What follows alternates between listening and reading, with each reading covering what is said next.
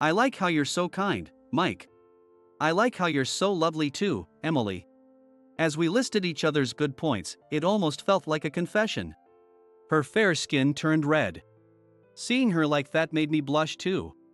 But maybe it was only natural that we were drawn to each other. Because encountering at that place was the beginning of everything. I'm Mike. A 30-year-old single guy working in sales at a mid-sized company. Though busy, my job is fulfilling.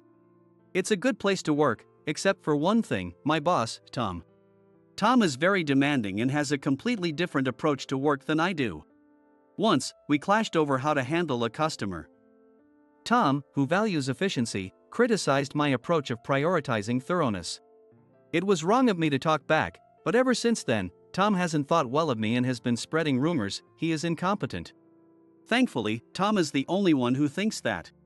Since then, I've kept a polite distance, accepting his instructions while finding ways to deal with him. But I clashed with Tom again recently. One morning, as I was heading to work, I heard several screams as I was about to go up the stairs to the train platform. Someone near the top had tripped and fallen. It happened right in front of me. About 5 people tumbled down the stairs, and I rushed to help. Others were also trying to help the fallen, calling out, "Get a station attendant." I asked a woman who had fallen near me, "Are you okay?" She was at the bottom, but those on top of her quickly moved, so she managed to get free. However, she had scraped her arms and legs and looked in pain. I offered her my shoulder and helped her to a nearby bench. Her belongings were scattered, so I quickly gathered them up. That was all I could do, but paramedics soon arrived, and I told them about her injuries. Having witnessed the accident, I was questioned by the police and reported what I had seen. I was about to leave, but I noticed the woman I had helped was still shaking from the pain and the shock of the accident. I looked over to where the paramedics were and saw that her treatment seemed to be finished. "Are you okay?" I asked, and she thanked me, smiling as she said her injuries were just minor scrapes. I was relieved. However, when I glanced at my watch, I was shocked. I was already late for work. I quickly ended my conversation with the woman and hurriedly called the office. Tom answered the phone. I reported the accident at the station on my way to work. I apologized for the late notice and told him I was heading to the office now. But Tom sneered, "You probably just overslept, right?" I explained that it wasn't a lie, but Tom didn't believe me, saying, "There's no way such an accident could happen. If you didn't oversleep, then were you slacking off? You're useless. Don't ever come in." He hung up on me. I couldn't help but say wow out loud. As I looked up at the sky, I heard, "Are you okay?" I turned to see the woman from earlier. Tom's loud voice had carried through my phone. She seemed to have overheard bits of our conversation. "Is this my fault?" she asked, looking worried. "No, it's not just because of today," I reassured her.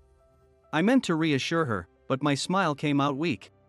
Knowing my rocky relationship with Tom, I could already imagine the lecture I'd get if I went to the office now. I've had enough of this.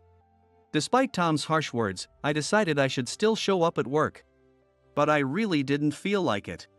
For now, I decided to leave with the woman. She mentioned waiting for a pickup at the Rotary. However, she seemed to be in pain carrying her bag. With her permission, I carried her heavy bag for her. On our way to the Rotary, we made small talk about how it was fortunate her injuries weren't severe. Her ride arrived quickly, and to my surprise, it was a luxury car. I watched in amazement as the driver gracefully placed her luggage in the trunk. Wow, is she someone important? I wondered if I had been disrespectful in any way. I would have treated anyone the same, but seeing such an expensive car made me a bit nervous. The driver and the woman both thanked me politely. She seemed relieved, giving me a cute smile. She even offered to give me a ride home, but I had decided to face the office. She then offered to drop me at work, but I insisted the office was just a short train ride away. I thanked her for her kindness and said goodbye. Heading to the platform. My heart was still racing from the unusual morning. I took a deep breath to calm myself. Phew, I'm glad I could respond quickly. As I steadied my breathing, a memory from my childhood resurfaced. When I was a kid, I once saw a child, whom I often saw at the park but didn't know well, fall from a playground structure. I froze, unable to do anything, as the child cried in pain. Just then, my grandmother, returning from shopping, passed by and helped the child. She hurried over, checked the child's injuries, and made sure there were no other wounds. At the park's fountain, she washed the dirt from the wounds and lightly bandaged them with a clean handkerchief. She treated the unknown child just like she would her own grandchild, then carried the child home on her back. Meanwhile, I couldn't even say, "Are you okay?" After helping the child, she returned to the park with me. "Just leave the shopping bags around here," she said as she put them down to carry the child. Now the fresh groceries inside were spoiled. And some eggs had broken from being put down too roughly. "It's all ruined," I told my grandmother. She smiled and said, "As long as the child got home safely with just a few scrapes, that's what matters."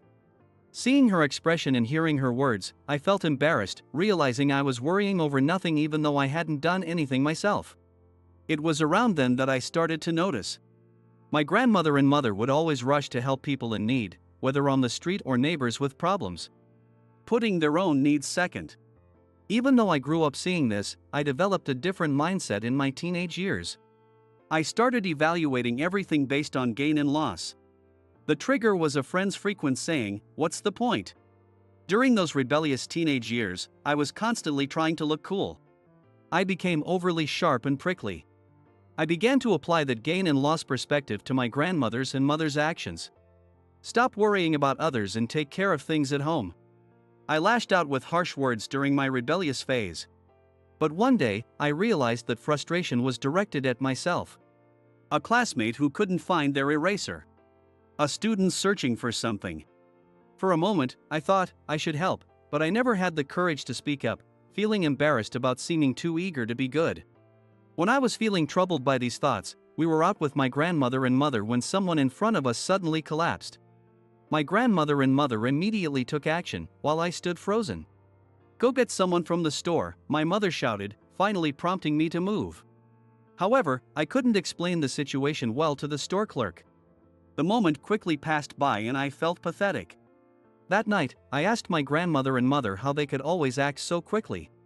They said, "If you were in that situation, wouldn't you be grateful for help and a kind word?" They casually mentioned that lost time can always be made up. For them, helping others was simply a given. I felt a deep shame for always standing back, thinking someone else would handle it. Not long after, I noticed a classmate in need. "Want to use mine?" I tried to say it casually, but my heart was pounding. "Thank you. You saved me." Seeing the happy smile on that kid's face, I felt relieved. Once I actually did it, it didn't seem so uncool. I felt embarrassed about my previous attitude of always asking, "What's the point?" From then on, I gradually became more proactive, leading up to today. Perhaps because today had been quite eventful, memories of those times came flooding back. Thinking back, I realized I had handled things more smoothly today, and I gave myself a little pat on the back. As I was thinking about all this, I arrived at work. Hurrying to my department, I ran into my boss, John. "Sorry, I'm late." I apologized. John, unaware of the situation, asked, "What's going on at this hour?" I honestly explained what had happened on my way to work and mentioned that I had informed Tom about my delay. Heading to the department now, I knew there would be trouble. I also reported that Tom had told me not to come in. Tom again. John sighed. Tom was a point of frustration for John as well. We exchanged knowing smiles, and John patted my back, telling me to get on with my work as he walked with me to the department. As we entered, Tom glared and clicked his tongue. He looked like he wanted to say something, but John intervened and called out, "Tom," which prevented any further issues. I managed to start my regular tasks. But from that day on, I began considering a job change. It wasn't just because of the incident and the tardiness, but it was one of the factors. The current company rarely transfers employees. I would have to continue dealing with Tom indefinitely. While working hard to improve my skills and proving myself to Tom was an option, I thought it might be better to move to a place where I could better utilize my abilities, rather than wasting energy on just one person. Turning 30 felt like a good milestone. I decided to take the plunge and switch jobs. Finding a job with good conditions seemed challenging, but I successfully secured a position at a company I decided on. I chose a sales role, just like my previous job. On my first day at the new job, it was hard to greet everyone in the large department, so I greeted those around my seat and sat down. As I glanced up, I made eye contact with a woman sitting a bit further away. She smiled and greeted me lightly, and I widened my eyes in recognition. Oh, it's her. I almost said it out loud. It was the woman I had met at the train station accident 3 months ago. I immediately stood up and walked towards her seat. At the same time, she got up, and we met halfway. Thank you so much back then. No problem at all. But how come you're here? We both had questions for each other and couldn't help but laugh. Her name was Emily Smith. She's only 25 and still quite young. In the sales department, she was working as an assistant. I briefly explained my job change as a move to improve my skills. Even though we were in the same department, I only occasionally ran into Emily in the break room while getting coffee and had short conversations with her. Still, I often saw her from my desk, noticing her work habits. Emily was always the most efficient worker. What impressed me the most was her keen observation. If she saw that the files and materials on the shelves were disorganized, she would quickly tidy them up. If she noticed trash on the floor, she would promptly pick it up.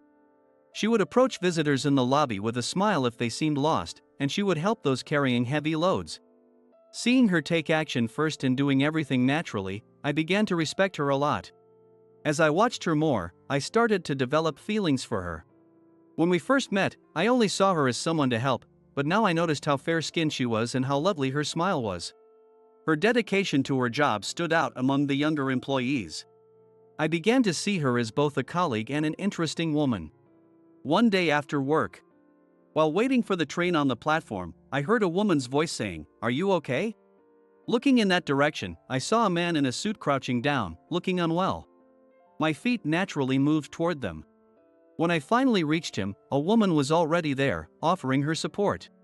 To my surprise, it was Emily. Together, we helped the man to a bench. Someone else called for station staff, and the man was taken to the first aid room. After everything settled, Emily and I exchanged glances. "This reminds me of another time," she said. "Yes, it's like a continuation from before. But today, we were the ones helping," she said, rubbing her arm where she was injured that day. "It was really painful and scary, but I was so grateful when you spoke to me right away." "Thank you for that." Emily vividly remembered that day and expressed her gratitude. She also mentioned how well I had handled the situation.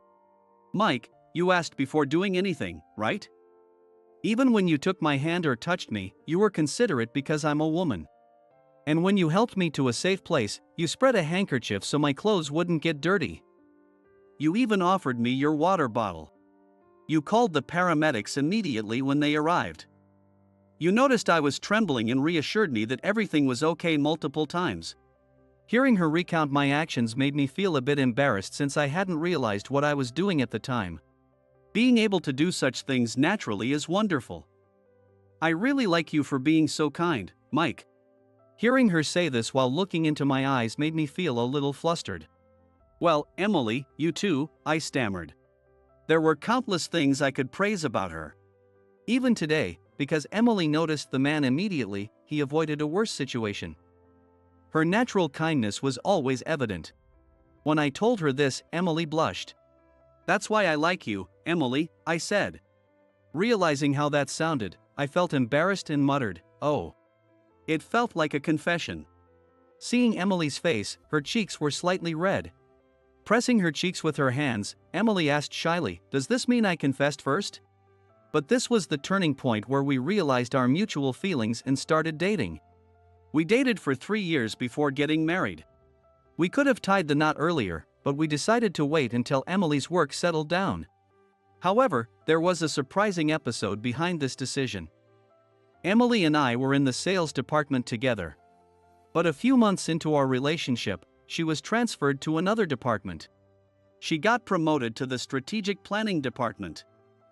I was surprised by the sudden advancement, and Emily hesitantly opened up, saying, "Well, actually." I let out a sound of surprise like never before. It turned out Emily was the granddaughter of the company president.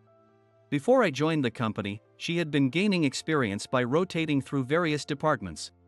Her tenure in the sales department had ended, and she was moving on to her next assignment. Incidentally, the president's last name is also Smith. Though it might sound rude to say it's a common last name. I never realized Emily was the president's granddaughter because she never gave off that aura. In hindsight, the luxury car I saw when we first met should have been a clue. But Emily lived alone in a small apartment and wasn't picked up or dropped off in a fancy car. Emily flashed a playful smile and said, "I never got around to telling you, but her humble behavior, despite her impressive background, made me respect her even more." Speaking of surprises, there's another story. It was when I introduced Emily to my grandmother and parents. I brought Emily to my family's home. My grandmother and Emily saw each other and exclaimed, "Oh," and then burst into laughter. Well. Mike, this is the third time I've met this young lady." "What? You're Mike's grandmother?" Curious, I asked what was going on, and it turned out my grandmother and Emily first met about a year ago. My grandmother had gone out alone and ended up buying a lot of souvenirs. While waiting in line for the elevator at the station, the bags she was carrying were in the way. She let families and groups go ahead of her. At that time, Emily was waiting for a friend and could see the elevator.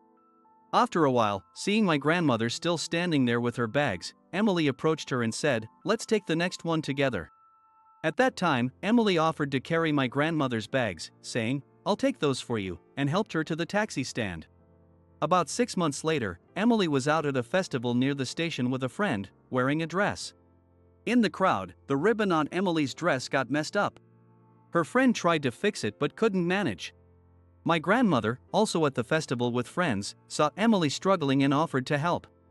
After fixing the ribbon, they recognized each other from their previous encounter. My grandmother said, "I finally repaid your kindness," and went on her way. This was their third encounter. My grandmother joked, "Maybe it's me who's fated to be with Emily, not you, Mike," which made everyone laugh. Coincidentally, both the place where Emily and I met and where my grandmother and Emily met was the same station. That station seemed to have something that brought people together. In our family, we call that station the matchmaking station. It's quite mysterious. Somehow, kindness upon kindness linked into a connection. And that connection transformed into happiness, bringing smiles to our family.